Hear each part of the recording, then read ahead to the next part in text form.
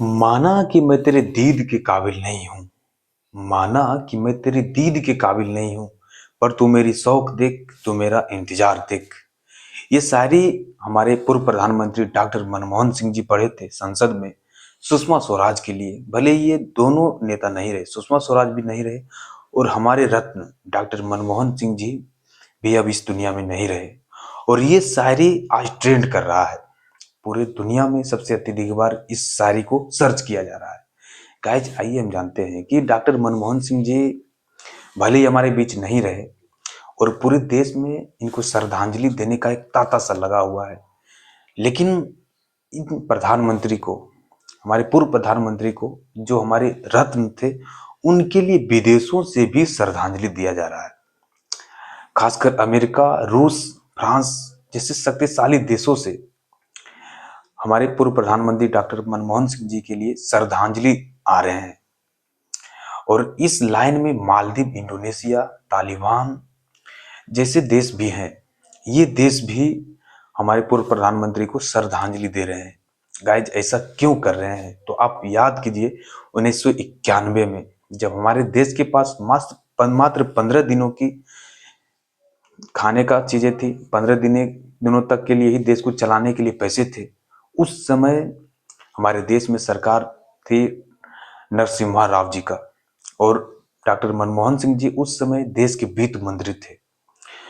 उस सिचुएशन में जब नरसिम्हा राव जी सरेंडर कर दिए थे, उनको कुछ समझ में नहीं आ रहा था और उन्होंने सारा जिम्मा डॉक्टर मनमोहन सिंह जी को सौंप दिया था कि अब आपके हाथों में ही है, देश को जैसे आप चलाइए। और उन्होंने 1991 में विदेशों का दौरा किया, अमेरिका, रूस जैसे बड़े बड़े देशों का दौरा किया और उन देशों से मदद लेकर देश को उन स्थिति से बाहर निकाला। और बाहर निकालने के साथ साथ देश को अच्छी स्थिति में लाया, अपनी अर्थव्यवस्था को शुरू किया, अपने बाजारों को खोलना शुरू किया।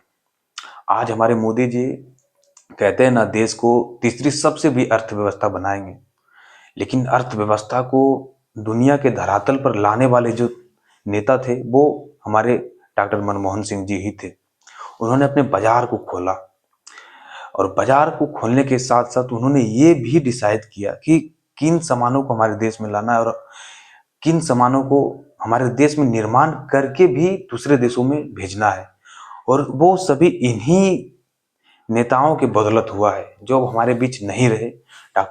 डॉक्टर मनमोहन सिंह जी अब हमारे बीच नहीं रहे, लेकिन उनके कार्यों को एक स्वर्णिम अक्षरों से लिखा जाएगा। गाइज, आप याद कीजिए कि जब अमेरिका के साथ भारत परमाणु डील करने जा रहा था और उस समय हमारे देश के प्रधानमंत्री डॉक्टर मनमोहन सिंह जी ही थे 2008 में। उस समय हुआ क्या था, जितने भी डॉक्टर मनमोहन सिंह जी की लेफ्ट पार्टियां थी, सपोर्ट में थी, जो कि डॉक्टर मनमोहन सिंह जी की सरकार बनी थी इन्हीं सभी पार्टियों की मदद से, उन सभी ने मनमोहन सिंह जी का साथ छोड़ दिया था और इस कगार पे आ गया था कि अब उनका सरकार गिर जाता। लेकिन अंत में समाजवादी पार्टी आकर इनको सपोर्ट करते हैं और इनका सरकार बचता है। तो ऐसी स्थिति में अपने आप को डाल के, अपनी सरकार की परवाह किए बगैर डॉक्टर मनमोहन सिंह जी ने अमेरिका के साथ परमाणु डील किया था। देखिए, हमें इनको उन्हीं नेताओं के साथ याद करना होगा। जैसे अटल बिहारी वाजपेयी जी को हम याद करते हैं, हम इंदिरा गांधी जी को याद करते हैं, जवाहरलाल नेहरू को याद करते हैं। इन नेताओं ने परमाणु मिसाइलों को बनाने के लिए हर एक प्रकार की चीजों को किया। वो अपने देश में अपने नेतागिरी को चमकाने के लिए कोई भी कसर ऐसा नहीं किया कि उनकी सरकार बने, हमारे देश की सुरक्षा में कोई कमी हो।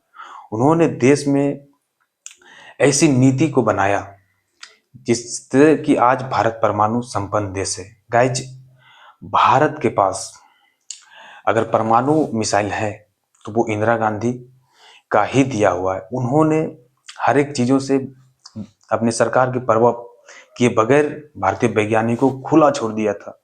हम याद करते हैं अब्दुल कलाम जी को, डॉक्टर विक्रम साराभाई को, इन सभी वैज्ञानिकों को हम याद करते हैं। इन सभी नेताओं ने देश को परमाणु संपन्न देश बनाने में बहुत सारी मकसद की और उन्होंने भारत को परमाणु संपन्न देश बना भी दिया।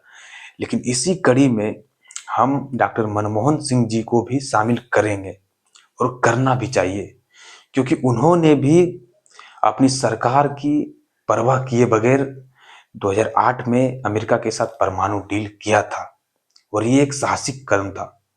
क्योंकि आज हर एक नेताओं की ये मंशा होती है कि किसी भी तरह हम सरकार की कुर्सी पर बैठे, देश की सत्ता पे बैठे, लेकिन उन्होंने इन सभी चीजों की परवाह किए बगैर देश में परमाणु डील को साइन किया था अमेरिका के साथ। और ये स्वर्णिम अक्षरों में लिखा जाएगा इनकी चीजों को। आज आप देख रहे हैं कि आधार नंबर, लोगों के लिए आईडी नंबर इन्हीं का देन है। इन्होंने ही सरकार में, जब 2014 में तक इनकी सरकार थी, तो इन्होंने ही इन सभी योजनाओं को धरातल पर लाया था।